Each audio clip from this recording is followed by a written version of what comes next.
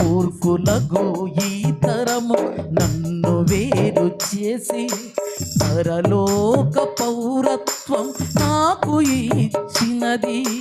మూర్ఖులకు ఈ తరము నన్ను వేరు చేసి పరలోక పౌరత్వం నాకు ఇచ్చినది.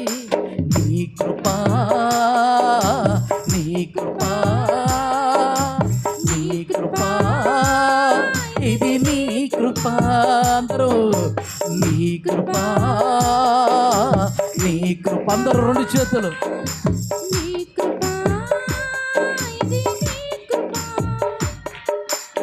ఈ స్థితిలో